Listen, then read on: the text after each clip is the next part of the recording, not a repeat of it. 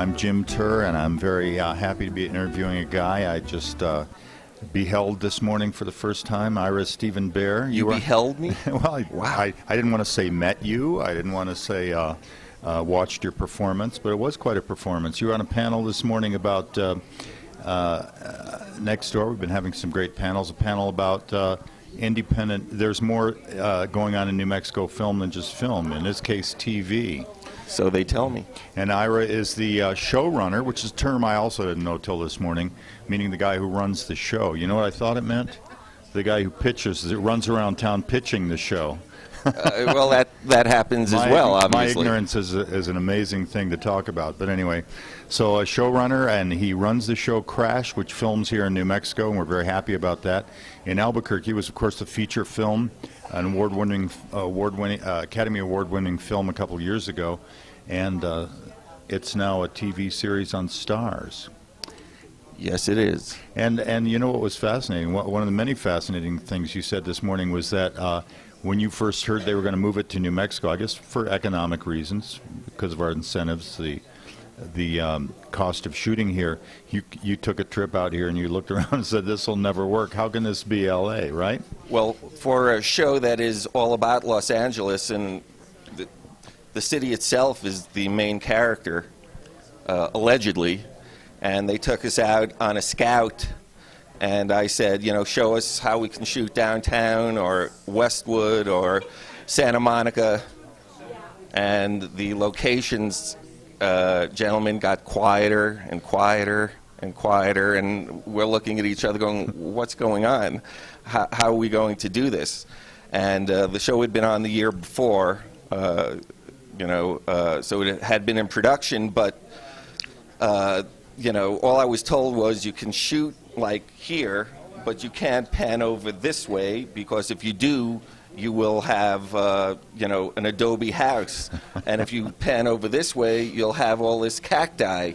So it's like, how are we going to get this show made? But, necessity is the mother of invention, and you find a way to do it. Well, I remember now the other another thing you said about that I thought was interesting is that forced you into kind of a constraint that's been beneficial.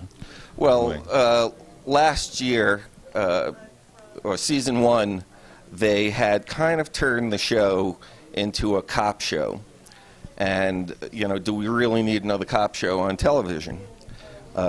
So when I had my initial meeting with the studio and the network, I said, well, if I come aboard and run this thing, I want to tear down the police station set.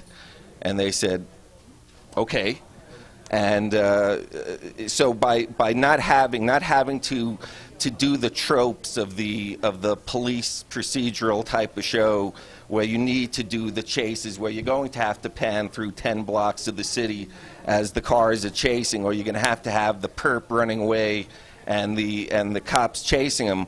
By not having to do that and be able to focus more on the character storylines, it kind of became a more interesting show, at least so we feel. There was a big discussion this morning on the panel about the possibility of more shows coming to New Mexico, and that there's some reluctance on the part of a lot of key people on the cast, and some expense to moving out here and uprooting from L.A., uprooting from their families.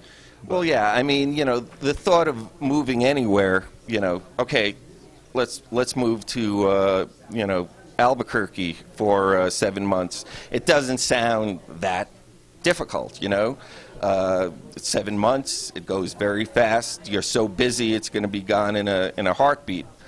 But the fact is, putting together a show, number one, it's hard to find a really good, really strong writing staff, and that's always a struggle. And then to ask those people who most of the times you've never met them before, to uproot their lives, whatever their lives are, family, kids, relationships, or like you just mentioned, they're worried about what their next job is going to be. They want to be able to run out and go over to ABC or run over to Paramount and have their meeting to see what they're going to do after this 7 months has ended. Is difficult, So what we chose to do is to have the writing staff in Los Angeles, and we would come out here every now and then, whenever we could, whenever we got ahead enough in scripts, and come out for a couple of days and just kind of show the flag and tweak this, tweak that, talk to whoever, the crew, the DP, the line producer, the UPM, and just kind of keep the ship kind of moving forward. So you're saying the writing staff does stay in LA, but they come out occasionally? That's what we did this season. And when like I said on the panel, when I did 4 seasons up in Vancouver, we did kind of the same thing. But there's no doubt there is something, as someone said on the panel, if you're going to be a showrunner, you're going to be a control freak. So there is something nice about being able to walk down to the set before when they're rehearsing a big scene and be able to watch that scene and then talk to the director and say, when we did the tone meeting, we talked about doing it that way, and now you're doing it this way. Let's go back to what we talked about, or, just fine-tune things. So, I think eventually, I'd like to do the other and actually see if I could move a staff out here. We have a lot of strong personalities on the show. Dennis Hopper, Eric Roberts.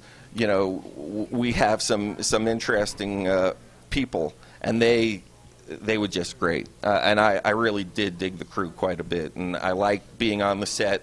It was a good atmosphere. Craft services was good, and if you have a good crafty, you're in good shape. And you make a lot. Do you make a lot of use of Albuquerque Studios over there, the soundstage? We were. That's a good question. No, we were. Lionsgate had a deal. They have their own little warehousey, which is why they actually chose to film. So you've got sound stages that you can use. Yeah, that we used, and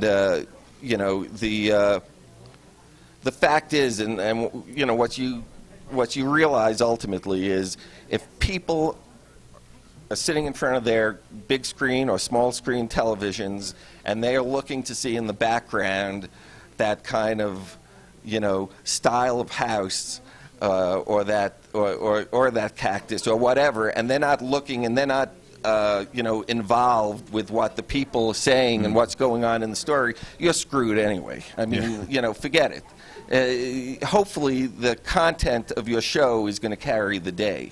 And thank God, I looked up his name. I can't remember it right now, but there was a gentleman years ago who invented something called green screen, where you can put actors up against the Hollywood sign, or, driving in a car along the Malibu PCH, and, people think they're in goddamn Los Angeles. Well, we appreciate you shooting here, coming on the webcast, and I just want to mention the other thing you mentioned in jest, but I think you were serious also, that it's nice being away from the executives breathing down your neck.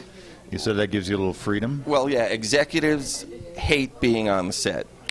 They hate it. They have the attention span of an ant. It's very slow. I don't have to tell, you know what it's like to be on a set.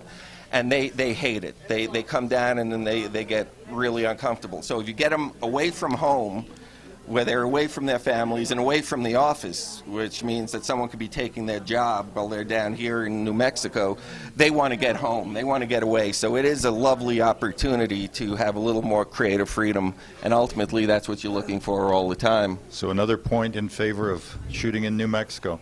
Well, thanks for spending a few minutes with us, and thanks for shooting in New Mexico. This is Jim Turr, and back to cyberspace.